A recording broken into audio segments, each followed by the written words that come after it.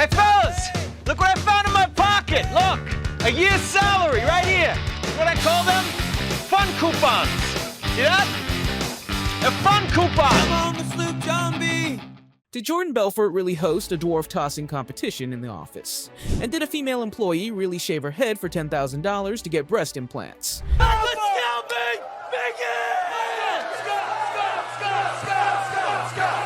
And let's not forget Danny Porush and the goldfish. Did he actually swallow it?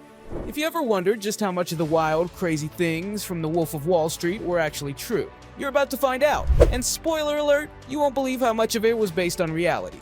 Okay, let's start with the first one. So, did Jordan Belfort really meet his future business partner in a restaurant? No, that's not quite accurate. In the movie, Donnie Azoff, played by Jonah Hill, first encounters Jordan Belfort, played by Leonardo DiCaprio, at a diner after noticing Belfort's Jaguar in the parking lot. However, in reality, the real Donnie Azoff, who was actually named Danny Porush, was introduced to Jordan Belfort by his wife. She had met Belfort on the bus during her daily commute and thought he was a nice guy. She then introduced her husband to Belfort, figuring he might be able to help with Danny's struggling private ambulette business. After just one conversation with Jordan, Danny decided to get his stockbroker's license. And the rest, as they say, is history. Did Jordan Belfort really host a dwarf-tossing competition? No, this scene from the movie appears to be a work of fiction. Danny Porush, the real-life Donnie Azoff, says there was no physical abuse of little people in the office. The midgets were only hired to attend a party occasionally, and they were always quite friendly with them. Belfort's memoir mentions the tossing of little people as a possibility, not as something that actually happened. Background, the first cocksucker to nail a bullseye!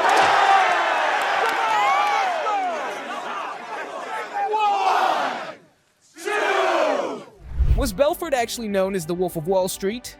No, not according to Danny Porush. He says that he is not aware of anyone at the firm calling Jordan Belfort the Wolf, and that it's just one of the exaggerations in both Belfort's book and the movie.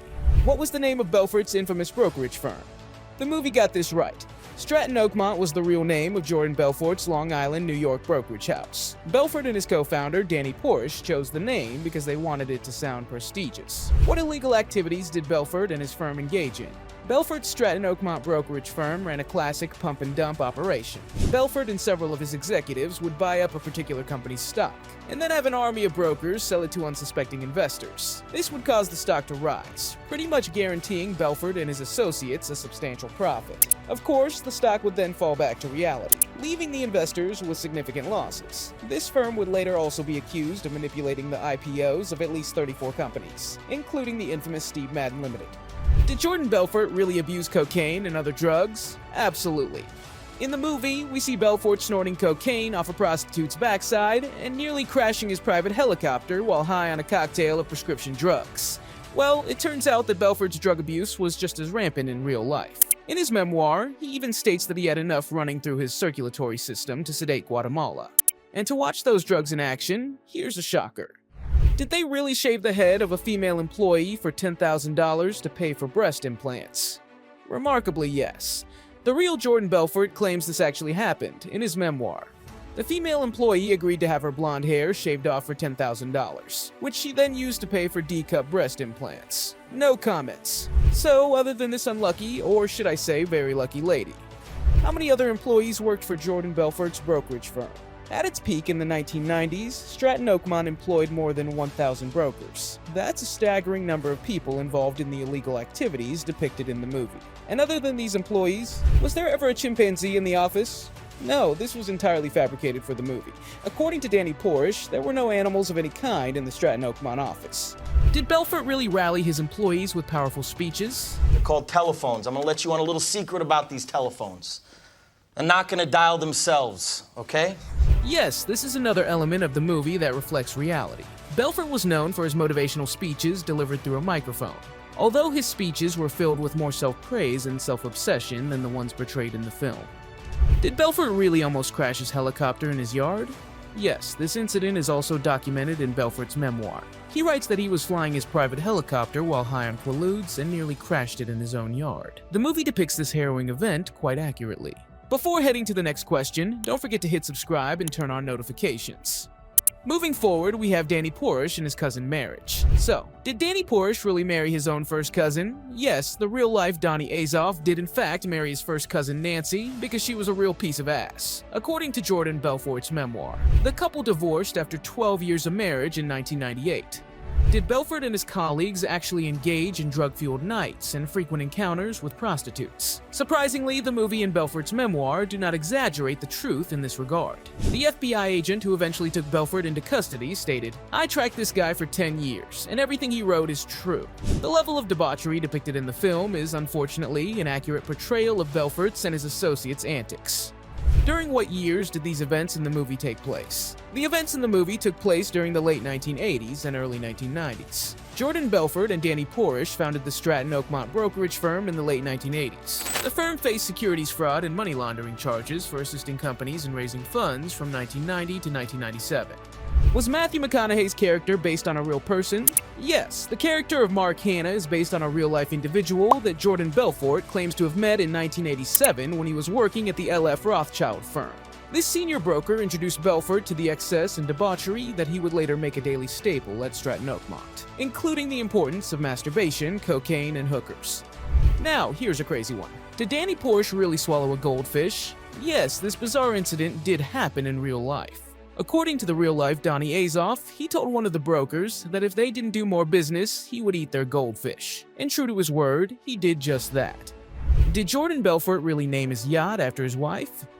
Yes, the real-life yacht was indeed named the Nadine, after Belfort's wife, whom he affectionately referred to as the Duchess of Bay Ridge. In the movie, the yacht's name was changed to Naomi to match the character played by Margot Robbie. But besides that, did Jordan really used to hit his wife?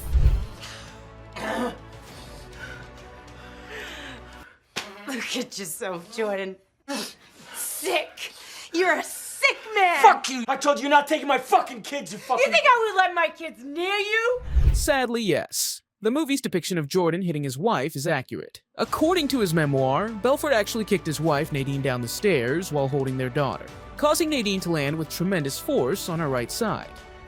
Did Belfort's yacht really sink in a Mediterranean storm? Yes, this event also occurred in real life.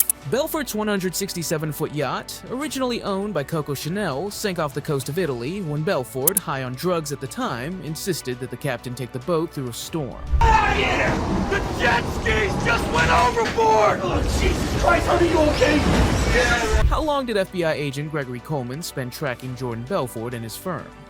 FBI agent Gregory Coleman, renamed Patrick Denham for the film, tracked Belfort and Stratton Oakmont for 6 long years. The factors that drew his attention were the firm's flashy and blatant activities, as well as the sheer number of victims who were complaining, and those 6 long years finally led to Jordan's arrest.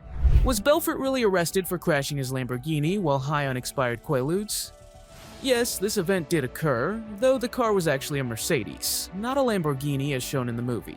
Belfort was so high on drugs that he couldn't even remember causing several different accidents as he tried to make his way home, including a head-on collision that sent a woman to the hospital.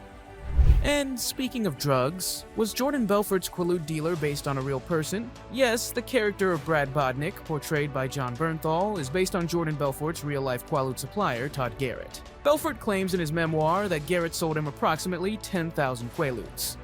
So, apparently, the true story behind The Wolf of Wall Street is just as captivating, if not more so, than the movie itself. What's the biggest thing you learned from this movie besides not to take drugs? And does it deserve a spot in your top 10 best movies of all time?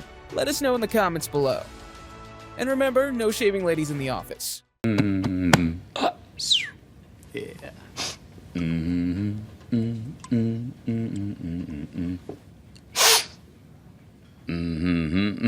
Tutski.